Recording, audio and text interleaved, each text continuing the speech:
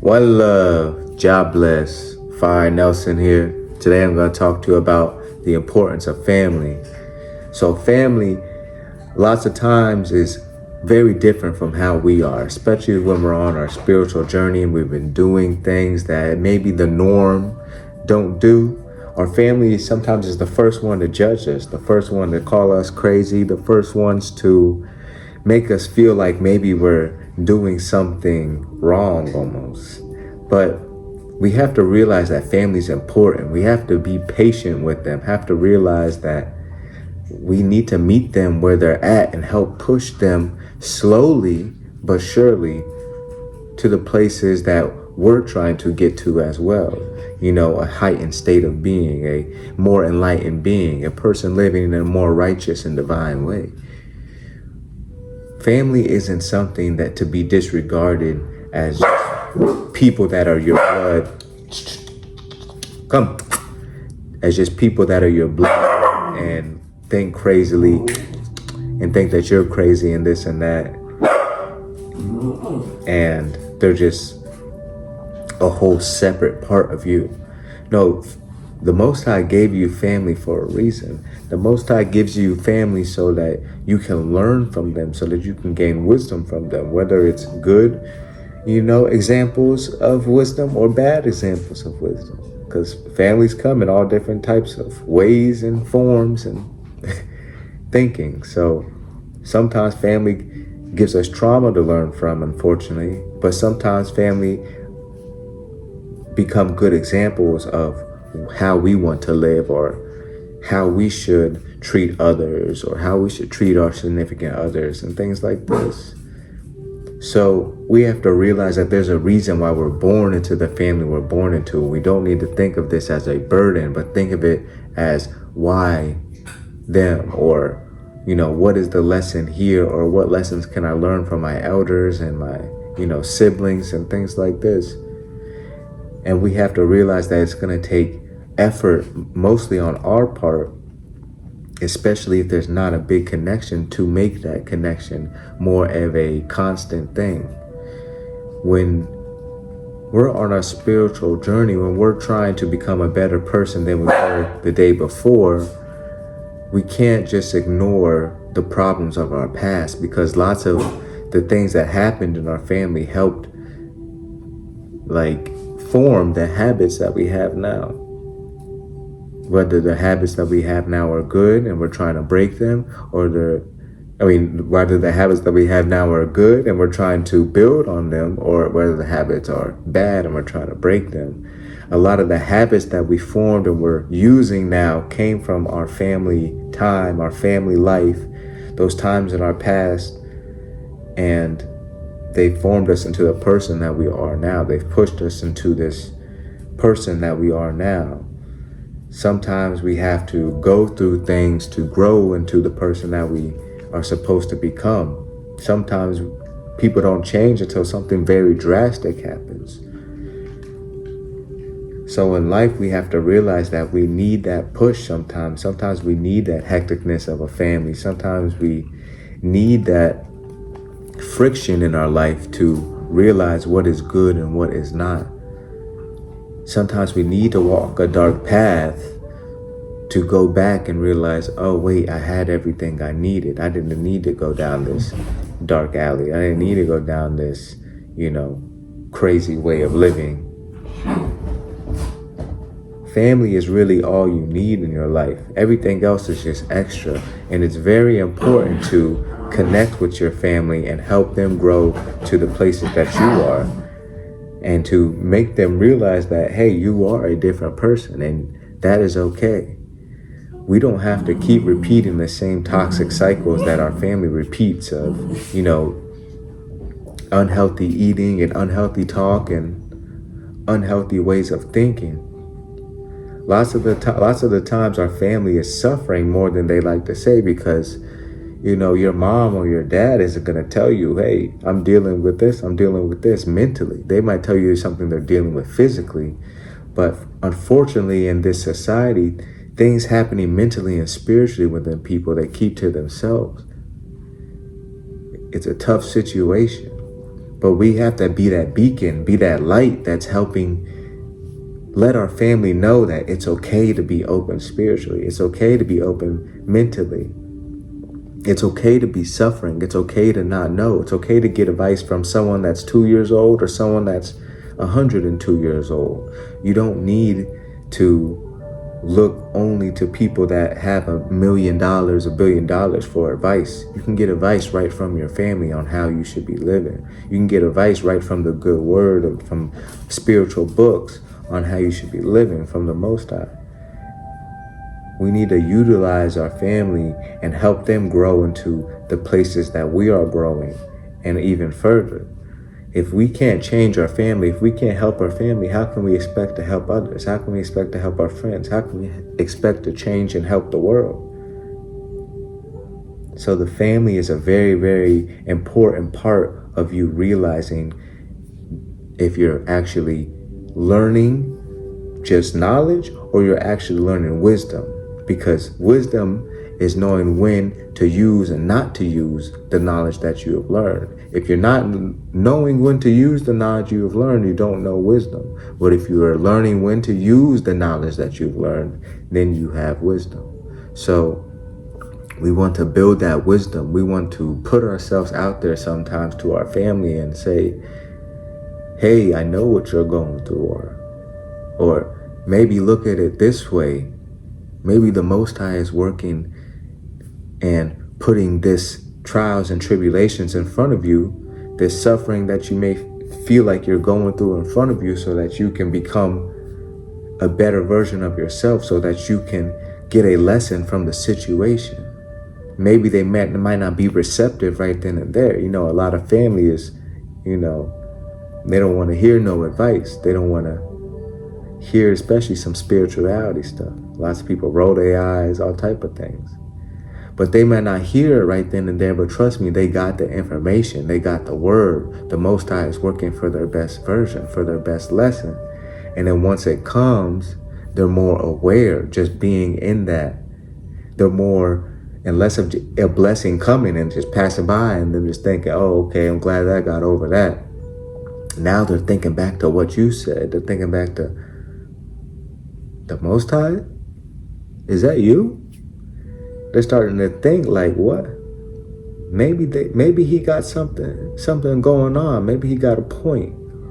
They start thinking, oh wow, they're looking very happy. They've been not complaining at all. They've been doing this and that. And it's just little trickles of inspiration, little trickles of light that helps change, your family, helps change people. It's not when you go in their face and be like, you need to do this, you need to do this. Here's the good word. This is what the Bible says. You don't need to be going all crazy. And I know you're passionate about all the information you're learning. I know you're passionate about your spiritual advancement, about your spiritual journey, about the love that you have in your heart, the abundance, the wealth that you've had in your heart, the self-love that you've been building. I know you're passionate about it and you want everybody else to join into the vibration that you are. But you have to realize that when you come off this way, aggressive and anxious like this, it deters people from wanting to do these practices that you're trying to help influence them to do. We have to be patient with people and meet them where they're at. Trickle a little information when we can, give them a little advice when we can, but realize that some people just have to go through life. You just have to be there, unconditionally loving, unconditionally forgiving, unconditionally patient, and truly understanding what they're going through. And sometimes it's not about even giving advice. It's about just being the example of always seeing light. It's about sometimes sharing your problems and issues with your family and your loved ones so that they know that you're not some super lucky, invincible person, but you go through things as well, but you look at them differently now. You don't let them stress you out. You don't let them take you to a dark place anymore.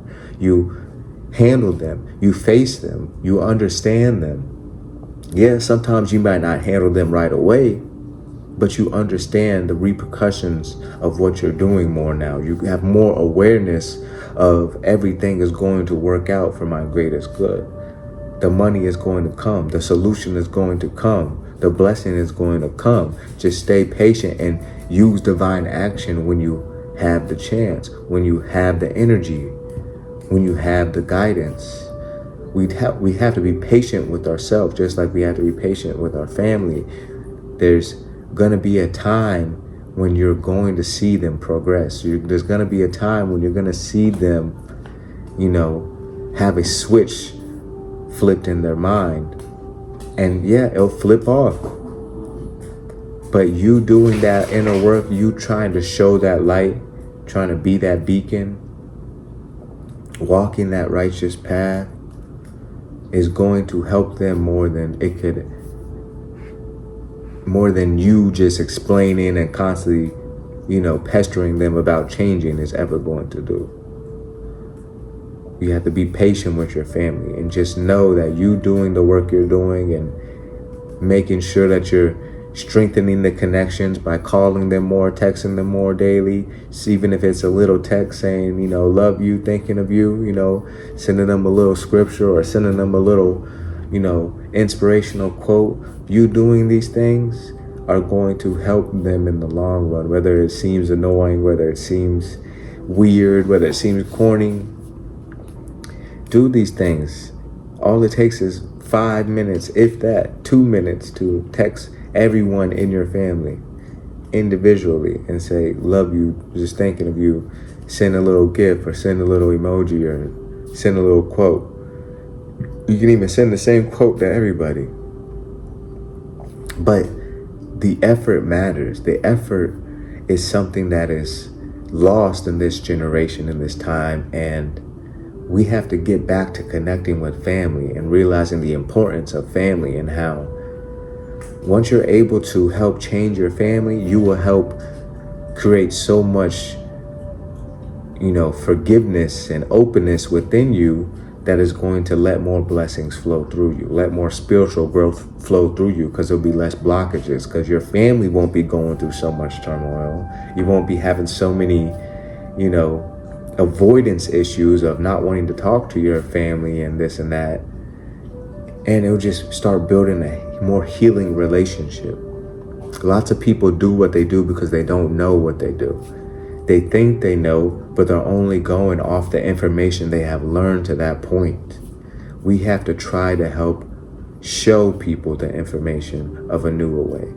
How to show people the correlation with what they eat and how they act. How to show people the correlation with what they watch and how they act. How to show people the correlation with how they react instead of how they respond. We have to show people there's a different way to things and that the way they've been doing things isn't wrong. It's just the way that they've been doing it, and there's a better way. We can't look at our family and judge them because they're just trying to do the best that they know how to do. And that's amazing. But we can help show them that there is, some shortcuts and better ways of living an actual peaceful, non-depressing, spiritual, truly connected with the divine, seeing miracles and blessings every day type of life. This is a reality once you're able to truly touch in with the spiritual practices of meditation and prayer and, building knowledge, but with reading and journaling. This is what comes with these things. When you do your yoga every day, you don't have pains as much. Well, you don't have pains. I say as much because I don't want to speak for everybody. Because if you have arthritis, it's not going to be as much until eventually it's not there. But when you, like I'm saying, when you do these spiritual practices on a daily basis with commitment, with real zeal, with real effort, with real positivity and energy, you will see miracles and healings. You will be able to not feel pain. You will be able to truly elevate yourself mentally, physically, and spiritually into a better and better person. And you need to be able to release blockages. And a lot of those blockages come from family things, come from how your family treats you now and in the past. So it's not about you being on a long tirade of saying everything to your family members about what they did that caused you this, trauma, or caused you this pain. It's not about that, but it's about helping see where they have been, see what they are going through, see how they are, maybe not even awake to what is really going on in the world. And you will actually understand, not sympathize and empathize completely with what they did, but you'll understand what they did, where they're coming from, where their knowledge was at the time. And it will make you able to let it go, because you realize they were just young and dumb. And they might be kind of dumb now, to be blunt and honest. But now that you're aware, you can help spread that awareness. You can help show them a different way than just living unconsciously and reacting to situations and eating whatever, salty and heart, terrible things for your heart, your body, your mind, and soul. You can help them just learn to grow mentally, physically, and spiritually. And it's a beautiful process to see and be a part of. Don't leave your family in the past just because you have grown into this spiritual enlightened being and you're awakened this awakened path and you're doing grounding and doing all this meditation and you're in your own bubble. And that's fine to be in your own bubble, but you can never forget about family. It's the Most High first, family, then friends. Well, the Most High, you, family, then friends, and that's how we truly have to operate. We have to get our situations in order. We have to go down the line to make a clear way for all the blessings to flow through us, as us, and through us, and to us, and with us. It's a beautiful harmony to be a part of when you see your family grow, when you start having these FaceTime calls of deep spirituality talks. And, I can only recommend that you just try it. You just put a little effort every day, little texts every day, little calls every week. Be the one to make the calls, even if you always have to be the one to make the call or shoot the text. Even if they don't respond, just be patient and keep at it. Your family will get there. Don't give up on them. Get your family in line, and then next is changing the world. But we are all one. Israel was a family. It wasn't just a place. Israel was a family in the Bible, They had to get Israel out of Egypt, and they didn't leave any single person.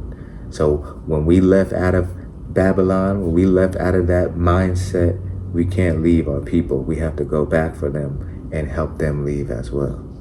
Be that Moses, be that shepherd. Because we all want to be awakened. We all want to take our shoes off and walk in the grass and have a good time in the woods, in the jungle, and at the beach. But we just don't know it yet. Because we're so caught up in the ways of Babylon and the ways of society. So get your family out of this mindset. Save them as Moses did Israel. And have a blessed day. And if you haven't, please subscribe, like, comment, share. And I appreciate everybody that's been doing that.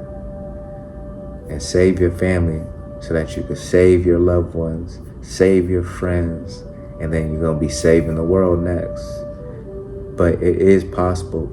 It just takes patience, it takes discipline, and it takes you just trickling a little bit of light, a little bit of love, a little bit at a time, each and every day, each and every week, as much as you can. Don't overexert yourself, because I know sometimes family can be really toxic.